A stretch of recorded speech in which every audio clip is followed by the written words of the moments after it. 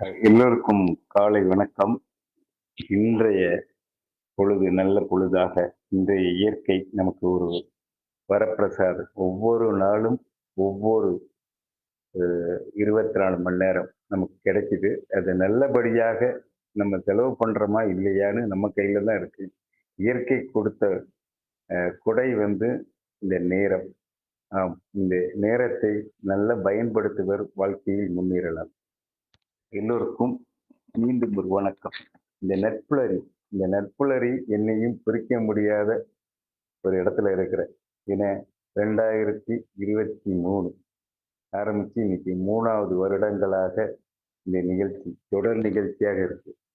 இதுக்கு இந்த தலைப்புக்கும் ஒரு பொருத்தம் இருக்கு. Now are never. இப்போது இல்லைன்னா எப்போதுமே நமக்கு கிடையாது அப்படின்னாரு. இந்த நிகழ்ச்சி நட்புலரி ஆரம்பிக்கும் பொழுது ஒரு என்ன சொல்றதுன்னா விளையாட்டா இதை ஆரம்பிக்கலாம் அப்படின்னு நினைச்சோம். ஆனா இது வந்து அன்னைக்கு ஆரம்பிக்கும் பொழுது ஒரு குமரேசனோ அல்லது இந்த நாராயணனோ இல்ல அன்று கலந்து கொண்ட நபர்கள் அருணகிரி சார், லட்சுமி நாராயணன், பல தலைவர்கள் அன்னைக்கு இருந்தோம். ஆனா இன்னைக்கு இருக்கிறோமா அப்படின்னு கேட்டா அருணகிரி சார் இருக்கிறாரு. அவரை நான் பாராட்டுறேன். ஏன்னா அவருக்கு வந்து இந்த தலைப்பு பொருந்தும். நான் வந்து நடத்தும் போது சார் நீங்க கோஆர்டினேட்டரா இருங்க சார் நீங்க பண்ணுங்க அப்படின்னு சொல்லும் போது அவர் எனக்கு இப்ப வேண்டாம் வேண்டான்னு ஒதுங்கினாரு. அதுக்கு என்னன்னா தயக்கம் தான். இந்த எப்போதுமே நமக்கு வந்து வாய்ப்பு வந்து சொல்லிட்டு வர்றாரு. ஒரு வாய்ப்பு என்பது உங்களை தேடி வரும் பொழுது அந்த வாய்ப்பை நீங்க ஏற்றுக்கொண்டால் வாழ்க்கையில் முன்னேறலாம். ஆனால் அவருக்கு ஒரு வருடத்துக்கு முன்னாடியே இந்த 2 வருடத்துக்கு முன்னாடியே இந்த பதவி அவரை தேடி வந்தது. ஆனா அவர் அந்த பதவி வேண்டான்னு ஒதுக்கினது இப்ப 3வது வருஷம் அவர் தொகுத்து வழங்குற அளவுக்கு இன்னைக்கு ஒரு நல்ல ஒரு அந்த ஃபீல்டுல எக்ஸ்பீரியன்ஸ் என்னை இன்ட்ரோடக்ஷன் பண்ணும்போது ஏ டு இசட் சொல்லிட்டாரு. எந்த ஊரு, என்ன படிச்சிருக்கேன், என்ன செஞ்சேன். இப்ப இத பார்த்தாலே உங்களுக்கு ஒரு ஒரு ஒருத்தரோட ஃபுல் ஃபோக்கஸ் என்ன சொல்றதுன்னா 360 டிகிரி அவரை பத்தி சொல்றதுக்கு ஒரு அறிமுகம் படுத்துற அளவுக்கு தன்னோட திறமையை வளர்த்து கொண்டார். அவருக்கு நான் முதல்ல நன்றியை தெரிவிச்சுக்கிறேன். ஏன்னா வாய்ப்புகள் கிடைக்கும் பொழுது அந்த வாய்ப்புகளை நம்ம பயன்படுத்தணும். அதுதான் நம்ம வாழ்க்கை. எல்லாரும் சொல்லுவாங்க பிறப்பு இறப்பு ஒரு சம்பவம் தான். அந்த இரண்டுக்குள் நீங்கள் எப்படி இருக்கிறீங்க அப்படி இருக்கிறது தான் நீங்க இல்லாத போது அதை பேச முடியும். இன்று நேற்று முந்தானத்துன்னு நினைக்கிறேன் ஒரு 3 எழுத்து நபர் எம்ஜிஆர் என்ற ஒரு தனி நபர். அவர் வந்து பெரிய பணக்கார ஃபேமிலிலயோ இல்ல பெரிய இது என்ன படைகள் அந்த மாதிரி இருக்கிற இடத்துல அவர் பறக்கல. ஆனா அவர் இறக்கும்போது அவர் பேரை வந்து பதிவு பண்ணிட்டு போயிருக்கிறார். இன்னைக்கு 35 வருஷம் 40 வருஷம் அவரோட இறப்பு முடிஞ்ச பிறகு நேத்து நான் ஒரு கோவிலுக்கு போறதுக்காண்டி ஒரு இடத்துக்கு அப்படியே போயிட்டு இருக்கேன். அந்த அவரோட பேர் என்ன போஸ்ட் ஒட்டியிருக்கிறாங்க. அந்த போஸ்ட் அவரை அவரை அந்த போஸ்ட்ல அவரை தொட்டு முத்தம் கொடுக்கிற அளவுக்கு ஒரு ஒரு என்ன சொல்றது மக்கள்கிட்ட ஒரு ஈர்ப்போட இருந்திருக்காருன்னு சொல்லும்போது அதுதான் வாழ்க்கை. அப்போ என்னன்னா தனக்கு கிடைக்கிற இடத்துல தன்னை ஒரு முத்திரை பதிக்கணும். அதுதான். இது ஏன் எல்லாருக்கும் அந்த முத்திரை பதிக்க முடியல அப்படின்னு சொல்றதுக்கு நான் சில தடைகள் இருக்கு. அந்த தடைகளை சொல்றேன். அதாவது எதிர்மறை உணர்வுன்னு சொல்லுவாங்க. நேர்மறை உணர்வு. 2 உணர்வு இருக்கு உங்களுக்கு. அதாவது பாசிட்டிவ், நெகட்டிவ் திங்கிங். இந்த உலகத்துல இயற்கையே எப்பவுமே பார்த்தீங்கன்னா, நமக்கு வந்து இந்த பாசிட்டிவ் விட நெகட்டிவ் டாக் அதாவது நெகட்டிவ் எண்ணங்கள் தான் நம்ம உடம்புல அதிகமாக இருக்கிறது. அந்த டாஸ் அதிகமா இருக்கு. அதை கடந்து அதெல்லாம் நேர்மறை உணர்வா மாத்தக்கூடியவங்க இந்த உலகத்தை வின் பண்றாங்க. அதுதான் இந்த அவங்க வாழ்க்கைக்கு ஒரு உறுதுணையா இருக்கு. இதுல என்னன்னா எதிர்மறை உணர்வுல ஒரு என்னென்ன உணர்வுகள் இருக்கு அப்படின்னு சொல்றது. ஒண்ணு தயக்கம், கூச்சம். அடுத்தது பயம். அடுத்தது கோபம், கவலை, வேதனை, வெறுப்பு, சலிப்பு, ஏக்கம், சுய அனுதாபம், குற்ற உணர்வு, அவமானம். இந்த இந்த ஒரு 10 எண்ணத்துல வந்து எல்லாருக்கும் இந்த தலைப்பை ஒட்டி உள்ள இதுக்கு என்ன எதிர்மறை உணர்வு ஜாஸ்தியா இருக்குன்னா, இப்போ நான் இந்த இருக்கிறதுல வந்து எத்தனை பேர் இருக்கிறோம்? ஒரு 20, 15 பேரோ, 10 பேரோ இருக்கிறோம்.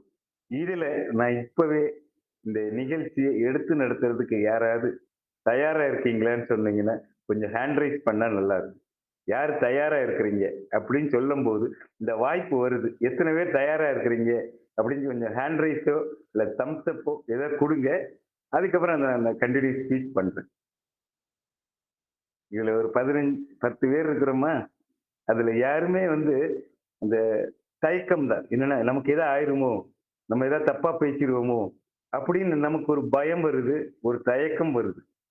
இதுதான் நம்மள வந்து அடுத்த கட்டத்துக்கு போக நம்மள வந்து இதா இருக்கு. அப்ப எப்போ பயம், தயக்கம் வருதுன்னா, எது நடந்தாலும் பரவால்ல. நம்மளால செஞ்சிரலாம். அப்படின்னு ஒரு அ உய் ஒரு வெறி வெறி. அதாவது என்ன சொல்றது? நான் சாதிச்சே ஆகணும்னு நினைக்கிறவங்களுக்கு வந்து, எதுத்தாப்புல எந்த ஒரு பயமோ, இந்த குற்ற உணர்ச்சியோ, அவமானமோ அத பார்க்க மாட்டேங்க. நீங்க நல்லா யோசிச்சு பாருங்க. இன்னைக்கு ஒரு பெரிய லெவல்ல இருக்கிற மனிதர்கள நீங்க சந்திச்சு பார்த்தா, அவங்க வந்து ஒரு ஸ்டேஜ்ல அவமானம் எல்லாமே பட்டிருப்பாங்க. நெறைய தொழிலதிபர பார்த்திருக்கலாம். நெறைய பேர் அவங்க வாழ்க்கையில பார்த்தீங்கன்னா, ஒரு வேள சாப்பாட்டுக்கே கஷ்டப்பட்டுருக்கலாம். அந்த கஷ்டம், அந்த அவமானம் தான் அவங்களுக்கு உச்சத்தை தொட்டது. இன்னைக்கு நான் திருப்பியும் சொல்றேன் என்னன்னா, இந்த எம்ஜிஆர தான் சொல்றேன். அவர் வந்து ஒரு சின்ன சம்பவம் திரைத்துறையில நடந்தது. அவரும் எஸ்.எஸ்.ஆரும் ஏதோ ஒரு இந்த போராட்டத்துல கலந்து கொண்டாங்க. அவங்கள சிறையில அடைக்கப்படுறாங்க. அப்ப எஸ்.எஸ்.ஆர் வந்து ஏற்கனவே நல்ல ஒரு சொபிஸ்டிகேட்டட் நல்ல ஃபேமிலி பேக்ரவுண்டு. எம்ஜிஆர் வந்து அப்படி கிடையாது. அப்ப ஜெயில்ல அந்த காலத்துல இப்ப சிக்கன் பிரியாணி இதெல்லாம் போடுற மாரி இல்ல. சாதாரண சாப்பாடு தான். அது புழுலாம் நெளியும். அந்த மாரி சாப்பாடு போடும்போது எஸ்.எஸ்.ஆர் எம்ஜிஆர்ட்ட சொல்றாரு. "இந்த சாப்பாட நான் எப்படி சாப்பிடுறது?" அப்படிங்கிறாரு. எம்ஜிஆர் சொன்னாரு, "இதுதான் என் லைஃப்ல முதல்ல சாப்பிட ஆரம்பிச்சே இந்த மாரி சாப்பாடு தான். புழுவ எடுத்து போட்டுட்டு சாப்பிடுவோம்" அப்படின்னாரு. அப்போ என்னன்னா, அவர் அடிப்படையில் அந்த சாப்பாட்டுக்கு எவ்வளவு கஷ்டப்பட்டார் அப்படின்னு மனசுல அப்படி பதிஞ்சதுதான். பிற்காலத்துல அவர் ஒரு நல்ல ஒரு ஆட்சியில வரும்பொழுது என்ன வந்தது அவருக்கு? எல்லோருக்கும் ஒரு நல்ல சாப்பாடு கிடைக்கணும். அதுவும் குழந்தைகளுக்கு கிடைக்கணும்னு ஒரு சத்துணவுன்னு உண்மையான ஒரு திட்டத்த கொண்டு வந்தாரு. இன்னைக்கு அது பல வகையில பரிமாணம் வச்சு காலை சிற்றுணர்வு கூட மாறிச்சு. அப்போ அவர் என்ன நினைச்சாரு? இப்போ நம்ம செய்யலைன்னா எப்பவுமே செய்ய முடியாதுன்னு பல திட்டங்கள கொண்டு வந்தாரு. அதுதான். அப்போ அவர்ட்ட வந்து வாழ்க்கையில நம்ம பிறந்தோம், இருந்தோம்ன்னு இல்லாம ஏதோ ஒண்ணு சாதனை செய்றாங்கல்ல. அவங்க யாருன்னா, இந்த அவமானம், இந்த அ தயக்கம் இருந்தத வெற்றி அடைஞ்சாங்க. அதனால தான் அவங்க மக்கள்ட்ட ஒரு அ ஒரு நல்ல ஒரு பண்பாளர்களா, நல்ல இன்றும் அ போற்றப்படுகிற இதுக்கு வராரு. அடுத்தது ஒரு ஒரு கதை சொல்றேன். இந்த கதையில வந்து என்னன்னா, நீங்க இந்த பிரசன்ஸ் ஆஃப் மைண்ட் அதாவது உங்களுக்கு கிடைக்கிற சந்தர்ப்பத்துல நீங்க முடிவு எடுக்கலைன்னா, வாழ்க்கை உங்களை அடுத்த கட்டத்துக்கு கொண்டு போகாது. அதுக்கு ஒரு கதை. ஒரு ஒருவ ஒருவன் வந்து இறைவன்ட்ட கேட்கிறாரு, "எனக்கு வரம் வேணும்" அப்படிங்கிறாரு. அப்ப என்ன வரம் வேணும்னு கேட்கிறம்போது, "உனக்கு ரோஜா கார்டன் அதாவது ரோஜாவோட தோட்டத்த காமிக்கிறாரு. இதுல ஒரு பல வகையான ரோஜாக்கள் இருக்கு. இந்த ரோஜாவ எதுனாலும் நீ எடுத்துக்கலாம். ஆனா ஒரே ஒரு கண்டிஷன் தான். நீ ஒன் வே தான். போக மட்டும் தான் பார்க்க முடியும். திருப்பி வர முடியாது. இந்த போறதுக்குள்ள எவ்வளவு ரோஜா எடுக்கலாமோ, அவ்வளவு ரோஜா நீ எடுத்துக்கலாம். உனக்கு ஆனந்தமா இருக்கலாம் அப்படிங்கிறாரு.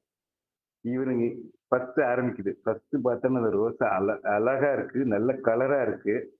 ஆனா அவன் என்ன நினைக்கிறான், அவன் மனசு அத எடுத்திருக்கலாம். எடுக்காம இத விட பெட்டரா கிடைக்கும் அப்படின்னு அடுத்தது போறான். அடுத்தது போடும்போது அந்த பழைய ரோஜாவோட கொஞ்சம் மட்டமான கலர், கொஞ்சம் இதா இருக்கு. இப்படி போக போக பார்த்தீங்கன்னா, அந்த ரோஜாவோட தன்மை வந்து குறையுது. ஆனா கடைசியில போயிட்டாரு. அந்த ரோஜாவே ஒண்ணும் அவருக்கு பிடித்தமான ரோஜாவா இல்ல. அப்போ அவரு இறைவன் கேட்கிறாரு, "ஏன் நீ இந்த மாரி இருந்தேன்னு?" கேட்கும்போது, "இந்த மனது இருக்குல்ல, இத விட பெட்டரா கிடைக்குமா? இத விட பெட்டரா கிடைக்குமா? இத விட கிடைக்குமான்னு நினைக்கும்.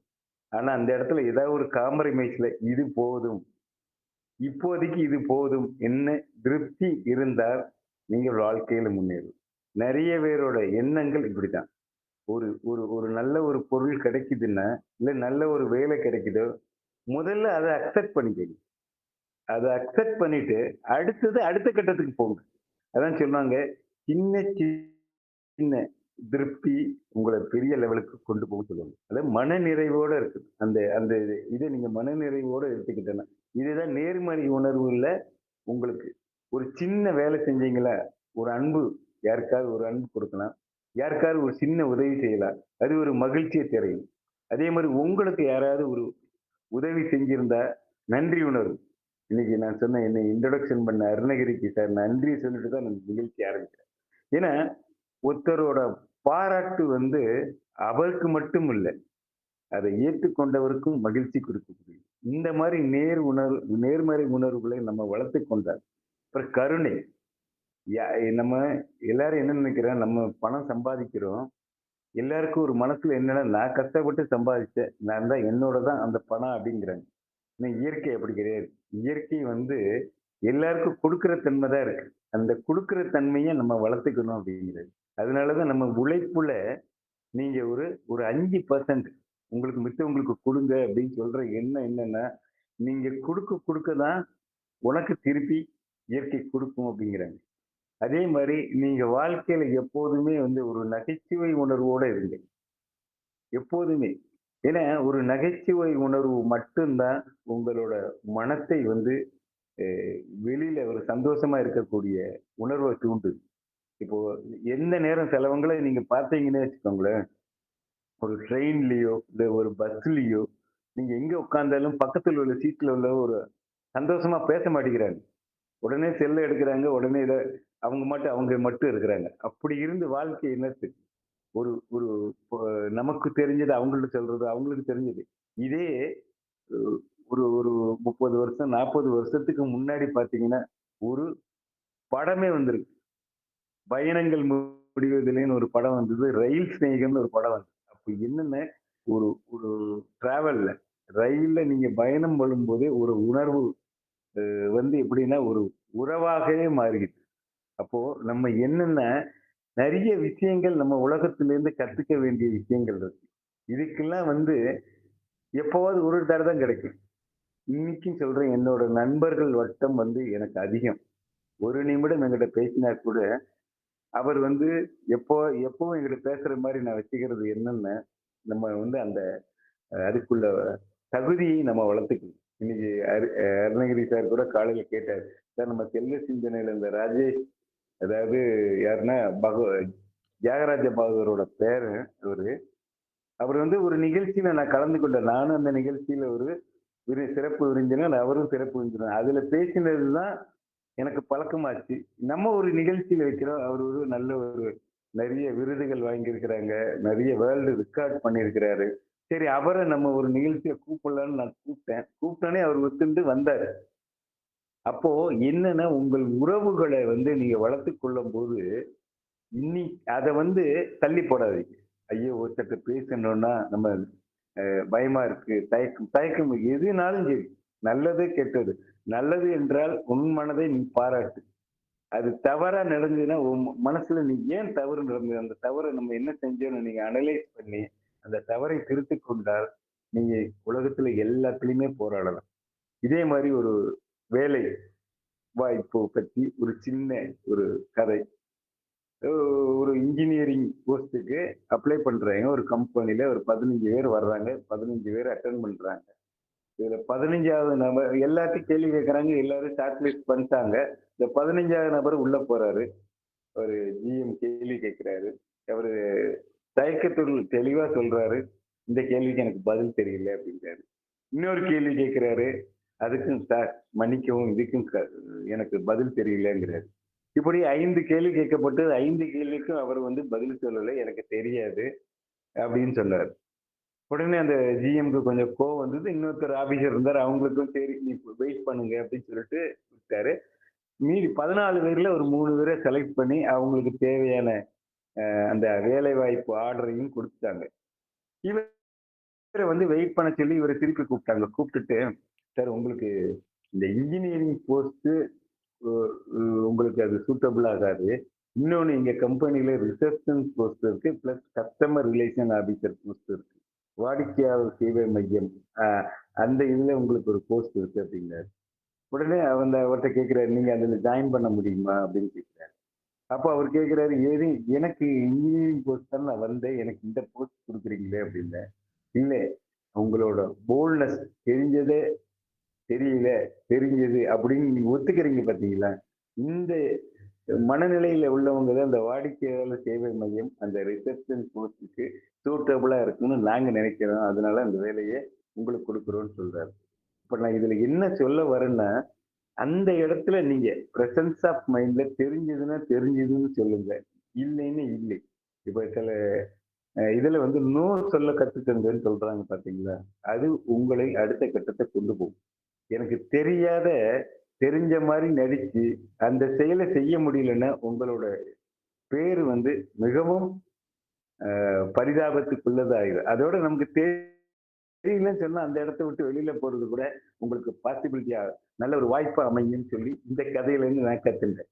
அதே மாரி, இப்போ நம்ம பெரிய தலைவர்கள பத்தி பேசலாம். காந்தி. இன்னைக்கு காந்தின்னு மகாத்மா அப்படின்னு சொல்றதுக்கு, ஒரே ஒரு செயல் தான் அவர மகாத்மாவ ஆக்கினது. அவர் என்ன நினைச்சிருந்தேன்னா, இந்த தென்னாப்பிரிக்கால அந்த ட்ரெயின்ல ஒரு சின்ன சம்பவம் தான் நடந்தது. ஃபர்ஸ்ட் கிளாஸ்ல ஏறினாரு. அவர இறக்கி விட்டாங்க. அந்த சம்பவம் அவர் மனச பாதிச்சிருக்கு. அவர் ஒரு லாயர். இன்னொரு தடவ கூட இன்னொரு ட்ரெயின்ல ஏறி போயிருக்கலாம். ஆனா, அவர் மனசு அந்த இடத்துல பாதிக்கப்படும் பொழுது தான், இது எனக்கு நடந்த தவறு. இது எனக்குன்னு இல்ல. இந்த சமுதாயத்துக்கே ஒரு பெரிய இழப்புன்னு சொல்லி, அந்த கணம் அவர் யோசித்தார். இதுக்கு ஒரு வழி பண்ணணும்னு சொல்லி தான் ஒரு விடுதலை என்ற போராட்டத்த ஆரம்பிச்சாரு. அது ஒரு சின்ன தணல்ன்னு சொல்லலாம். அது வந்து ஒரு பெரிய நெருப்பா மாறி இந்தியா சுதந்திரம் வாங்குற அளவுக்கு அந்த ஒரு அடுத்த கட்டத்த கொண்டு போணும்.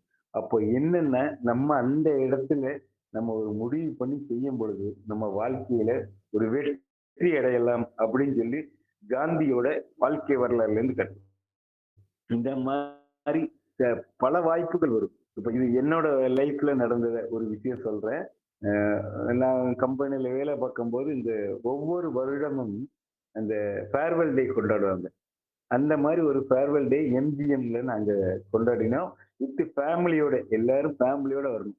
அந்த டைம் தான் எனக்கு மேரேஜ் ஆன டைம். அப்போ வந்து அ மனைவிமார்களுக்கு தனியா ஒரு போட்டி, மித்தவங்களுக்கு தனியா போட்டி நடக்கும்போது, நான் இன்னொரு போட்டியில கலந்துட்டு இருக்கேன். இந்த மனைவி லேடீஸ்க்கு ஃபுல்லா போட்டி ரன்னிங் ரேஸ் நடந்திருக்கு. அதுல எ எல்லாரும் கலந்துட்டு இருக்காங்க. என் மனைவியும் கலந்துட்டு இருக்காங்க. மனைவி கலந்து அதுல ஃபர்ஸ்ட் பிரைஸ் எடுத்தாங்க. நான் எதுக்கு சொல்ல வரேன்னா, அந்த டயத்துல அவங்க யோசிச்சாங்க.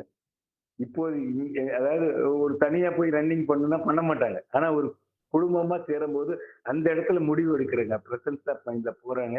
அவங்க ஃபர்ஸ்ட் பிரைஸ் எடுக்குறாங்க. எனக்கு அந்த ஸ்பீக்கர்ல அலௌன்ஸ் பண்றாங்க. இந்த மாரி லட்சுமி ருக்மணி நாராயணன் அவங்க வந்து ஃபர்ஸ்ட் பிரைஸ் எடுத்திருக்காங்க. நான் இன்னொரு இடத்துல இருந்து அந்த பிரைஸ் வாங்க வரேன். அப்போ என்னன்னா, நமக்கு எந்த வாய்ப்பு கிடைக்குதோ, அந்த வாய்ப்ப நீங்க யூஸ் பண்ணுங்கன்னு சொல்றேன். அது தவறா கூட இருக்கலாம். தோல்வியா கூட இருக்கலாம். அத பத்தி கவலையே படக்கூடாது. இந்த தயக்கம், கூச்சம், பயம் இது போகுவதற்கு என்னென்ன முதல்லயே கிடையாது.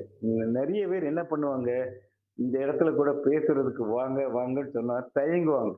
ஒரு ஃபீட்பேக் குடுக்கறதுக்கு கூட தயங்குவாங்க. என்னன்னா, அவங்க எங்க நம்மள விட அதிகமான அ எல்லாமே இருக்கும் அவங்கள்ட்ட. பேசுற திறமை இருக்கும். நெறைய கன்டென்ட் இருக்கும். ஆனா அவங்களுக்கு ஒண்ணே ஒண்ணு தடுக்குவது எதுன்னா தயக்கம் தான். ஒரு பயம். நம்ம இந்த கூட்டத்துல ஏதாவது பேசி தவறாயிரும். பரவாயில்ல. தவறானாலும் திருத்திக்கங்க. யாருமே ஒரு பேச்சாளரோ, இல்ல ஒரு பெரிய லெவல்ல மேல வந்தவங்களோ, முதல்ல அவங்களுக்கு ஒரு பயம் இருந்திரும். நீங்க இந்த பட்டிமன்ற ராஜா கூட ஒரு பேட்டியில சொல்றாரு.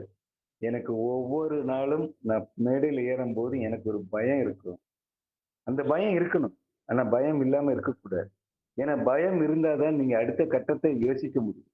எனக்கு எல்லாம் தெரியுமே, எனக்கு எல்லாம் தெரியுமேன்னா நம்மளால பேச முடியாது. இன்னைக்கு நான் ஒண்ணு பேசுறேன்னா ஒரு 4 பேப்பர்ல நோட் எடுத்து எடுத்து தான் பேசுறேன். ஏன்னா நம்ம எது பேச ஆரம்பிக்கும்போது நெறைய கன்டென்ட்ஸ் நமக்கு வரும். ஆனா அது ஒரு கோர்வையா பேசணும். அதான் ஒரு பேச்சாளருக்கோ, இல்ல ஒரு ட்ரெய்னருக்கோ நம்ம பேசுற இது வந்து இந்த கேட்கிற யாருக்காவது ஒருத்தருக்கு அது ஒரு அவங்க ஒரு முன்னேற்றத்துக்கு ஒரு ஒரு உந்துகோலா இருக்கிறது தான் நம்ம பேச்சின் திறமை. அப்படின்னு சொல்லுவாங்க. இப்போ நிறைய பேச்சாளர்கள்லாம் இவர் பேசினா நல்லா இருக்கும். இவர்ட்ட வந்து நல்ல ஒரு கன்டென்ட் கிடைக்கும் அப்படின்னா. நான் கூட ஃபர்ஸ்ட் டைம் இப்படி Zoomல பிளஸ் இந்த Google மீட்டிங்ல தான் பேசியிருக்கேன். டைரக்ட்டா பேசினது ஒரு 2 இடத்துல பேசியிருக்கேன். அது திருவெற்றியூர்ல லைப்ரரி.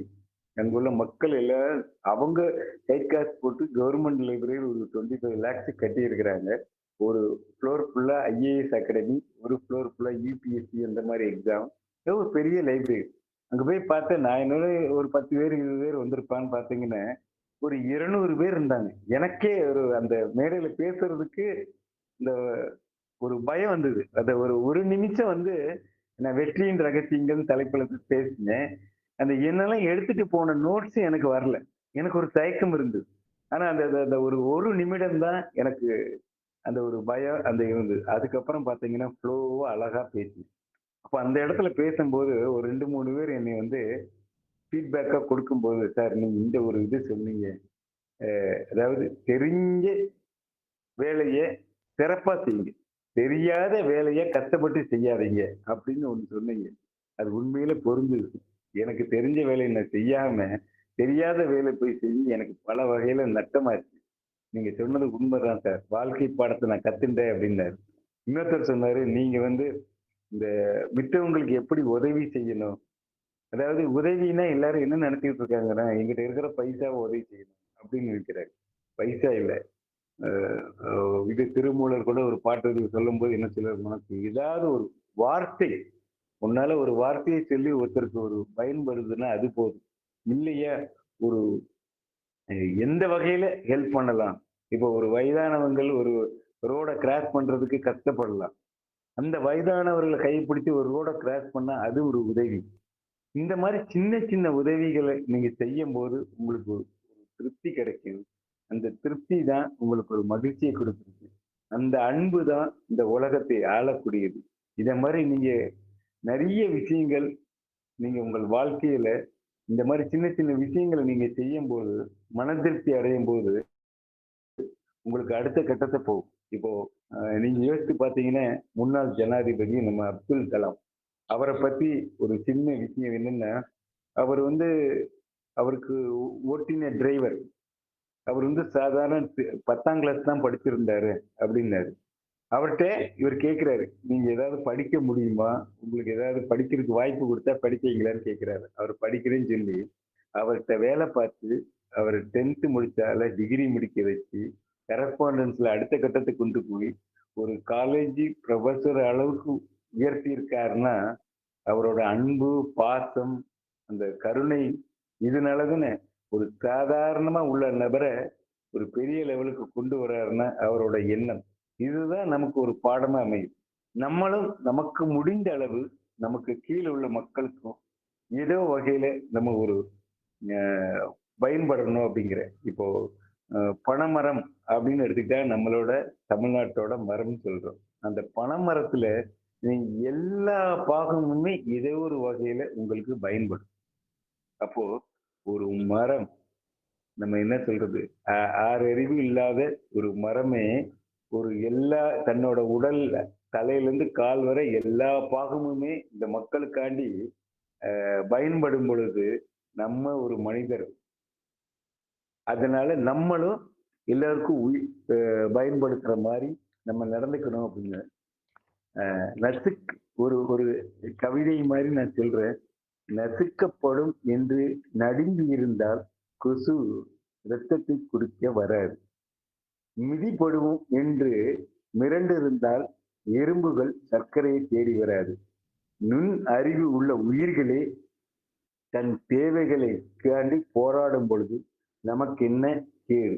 இந்த இந்த கவிதையை படிக்கும்போது நான் யோசிச்சேன்.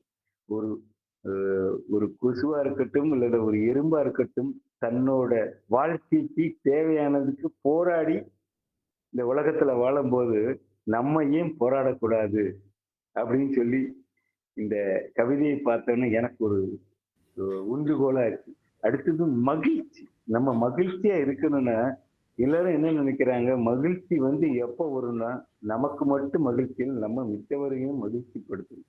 இன்னைக்கு சர்வதேச நாடுகள் எல்லாம் சேர்ந்து ஒரு என்ன சொல்றாங்க, அந்த அந்த அந்த நாட்டுல எக்கனாமிக் எப்படி இருக்கு, பெர் கேபிட்டல் இன்கம் எப்படி இருக்கு, இப்படின்னு ஒரு அளவுகோல் மாதிரி மகிழ்ச்சி அளவுகோல் வச்சிருக்கிறாங்க. அதுக்கு பாத்தீங்கன்னா, இந்த மகிழ்ச்சியில அளவுகோல்ல முதல் இருக்கிற ஒரு 2, 3 கண்ட்ரி பாத்தீங்கன்னா, ஐரோப்பா கண்ட்ரில இருக்கிற இந்த டென்மார்க், கிரீன்லாந்து அந்த மாரி கண்ட்ரிகள். அங்க என்னன்னா, பணத்தை ஒரு பொருட்டாக மதிப்பதில்லை. மனிதர்களை மனிதன் மதிக்கிறாங்க. அவங்களுக்கு கருணை உள்ளத்தோட அடுத்த கட்டத்துக்கு கொண்டு போறாங்க. அந்த ஒரு எதிர்பார்ப்பு இருக்கும் பொழுது, அந்த நாடே ஒரு சுபிட்சமாக மகிழ்ச்சியாக இருக்கிறது. அப்போ வாழ்க்கையில மகிழ்ச்சி வந்து நமக்கு முக்கியமானது என்று இந்த தலைப்பை ஒட்டி நாம் அந்த மகிழ்ச்சி நம்ம எதிர்மறை உணர்வுகளெல்லாம் குறைத்துக் கொண்டு நேர்மறை உணர்வோட நம்ம வாழ்க்கையை ஆரம்பித்தால் இந்த நாடு இல்லை, இந்த உலகம் இல்லை, எல்லோருமே மகிழ்ச்சியாக இருக்கும் என்று சொல்லி இந்த வாய்ப்பு எனக்கு அளித்த இந்த நெற்புலரி மற்றும் இதில் பயணம் பண்ணும் எல்லோருக்குமே நான் நன்றியை தெரிவித்து என்னுடைய உரையை முடித்துக் கொள்கிறேன். நன்றி, வணக்கம். நன்றி, நன்றி நாராயணன் சார்.